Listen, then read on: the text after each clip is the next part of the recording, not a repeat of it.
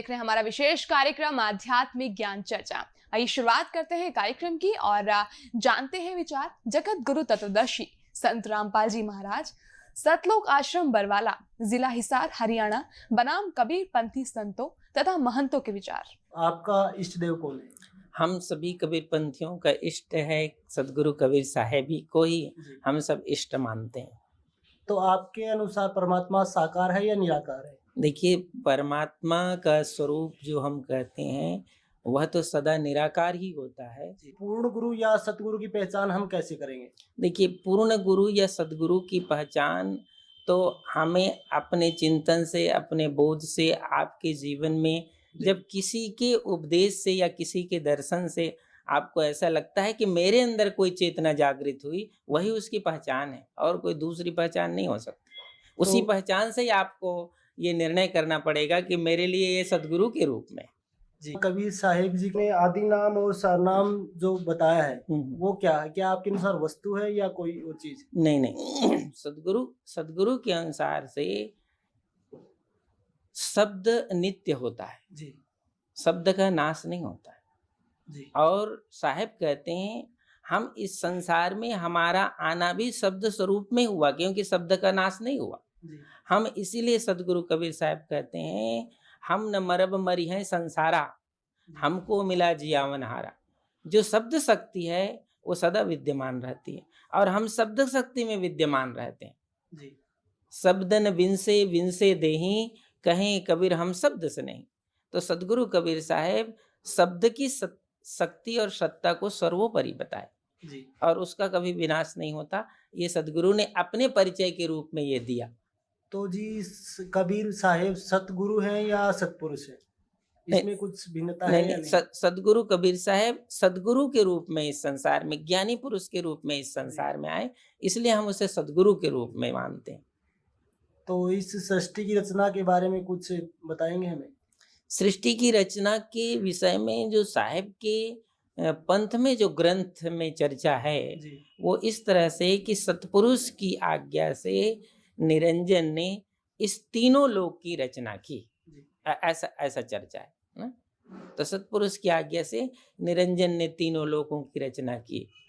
तो कबीर जी ने कहा था कि जब धर्मदास जी से कहा था कि जब तक आपका वंश रहेगा तब तक मैं यानी कबीर जी इस धरती पर नहीं आऊंगा। देखिए, वंश का तात्पर्य होता है सदगुरु का वंश कहाँ विद्यमान होता है, क्योंकि सदगुरु तो कोई शादी विवाह या बच्चे या किसी प्रकार संसार के रूप में विद्यमान नहीं रहते। सदगुरु की शब्द जो शक्ति है जिस अंश में विद्यमान रहता है वही उसका वंश होता है। तो सदगुरु कबीर साहब ने कहा वचन माने सो हंस हमारा हंस कौन है? जो वचन को मानता है। तो जब तक वचन की सत्ता एक शिष्य से दूसरे शिष्य में आता है वही उसका अंश होता है। तो ये धर्मदास साहेब को सदगुरु कबीर साहब ने इसी सत्ता का संदेश दिया था जी। तो कलयुग में किस का नाम लेने से हमें मोक्ष की प्राप्ति हो सकती है? देखिए, यहाँ मुक्ति की अलग अलग मार्ग शास्त्रों में और हमारे जो भारत भूमि में अनेक धर्म चल रहे हैं उनमें अलग अलग विभाग हैं। हमारे सदगुरु कबीर साहब के अनुसार और धर्मदास साहब के पद के अनुसार गुरु ने जो उपदेश दिया उस मार्ग में जिसकी सुरती और नृत्य है उसी मार्ग से वह मुक्ति को प्राप्त करे। तो अब दूसरे के मार्ग से हमें कोई लेना देना नहीं ना हमारा कोई वो साध्य है वो। तो आपने यहाँ सुरती और नृत्य का जिक्र किया, ये क्या है? ये सुरती तो सबके पास है, एक सेकंड में आपकी सुरती दुनिया से के किसी कोने में चली जाती है।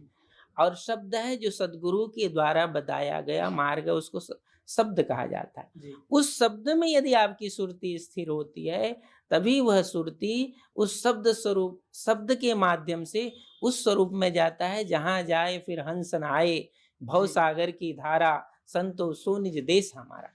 ये इस तरह से सदगुरु ने शब्द के माध्यम से ये गति और मुक्ति का मार्ग बताया।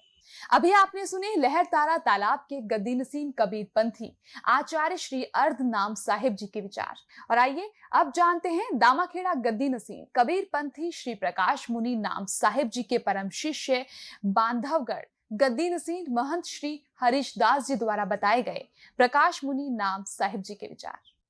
महाराज जी, हमने सुना है खरसिया वाली गद्दी तथा इससे संबंधित लहर तारा बनारस वाली गद्दी भी दामाखेड़े संबंधित हैं। कैसे सारी गद्दियाँ यही से ही निकली है, सब यही से संबंध है। सब वंशनुमाई आज भी उन्होंने वंश गुरु की परंपरा को मानते हैं, वही नाम को मानते हैं। अभी आपने सुने दामाखेड़ा गद्दी नसीम कबीर पंथी श्री प्रकाश मुनि नाम साहिब जी के परम शिष्य बांधवगढ़ गद्दी नसीर महंत श्री हरीश दास जी द्वारा बताए गए प्रकाश मुनि नाम साहिब जी के विचार। और आइए अब जानते हैं दामाखेड़ा गद्दी नसीर कबीर पंथी श्री प्रकाश मुनि नाम साहिब जी के परम शिष्य डॉक्टर पारसनाथ जी द्वारा बताए गए प्रकाश मुनि नाम साहिब जी के विचार। तो आप जी के जो पूज्य गुरु जी हैं वर्तमान में, जो प्रकाश मुनि नाम साहिब जी, वो अपना इष्ट देव किसे मानते हैं? वो अपना इष्ट देव कबीर साहब को ही अपना मानते हैं। डॉक्टर साहब, परमात्मा को साकार मानते हैं या निराकार मानते हैं? परमात्मा तो मतलब निराकार ही है, लेकिन हमारे यहाँ निराकार और साकार का झगड़ा ही नहीं है। गुरु के रूप में परमात्मा को देखा जाता है और उनकी पूजा की जाती है और वो गुरु को ही परमात्मा माना जाता है। आप जी श्री धर्मदास जी की परंपरा में, आपके जो गुरु जी हैं वो श्री धर्मदास जी की परंपरा में कौन से नंबर के गद्दी नसीन हैं? वो हम लोगों के गुरु तो ये 14वें वंश गुरु थे, इनके प्रकाश नाम साहब के पिताजी और पंच श्री गिरधम नाम साहब, तो हम लोगों के वो गुरु थे और उन्हीं के पुत्र ये हैं। अब ये बैठे, ये भी हमारे गुरु हैं, आराध्य हैं। तो आप इनको अभी गुरु मानते हैं या गुरु भाई मानते हैं? नहीं, प्रकाश नाम साहब को गुरु मानते हैं। अभी आपने सुने दामाखेड़ा गद्दी नसीन कबीर पंथी श्री प्रकाश मुनि नाम साहिब जी के परम शिष्य डॉक्टर पारसनाथ जी द्वारा बताए गए प्रकाश मुनि नाम साहिब जी के विचार। और आइए अब जानते हैं जगत गुरु तत्वदर्शी संत रामपाल जी महाराज सतलोक आश्रम बरवाला जिला हिसार हरियाणा के विचार। दंडवतम गोविंद गुरु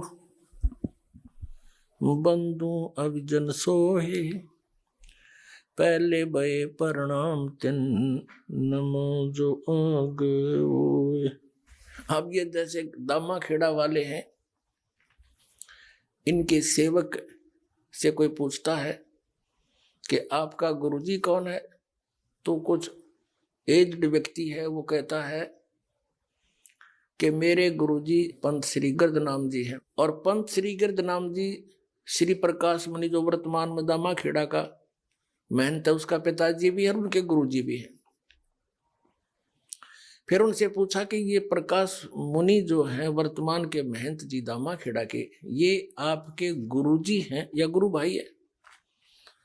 तो बोला भगत बिना ज्ञान कैसे बोला हुआ भाई, कहते ये मेरे गुरुजी हैं।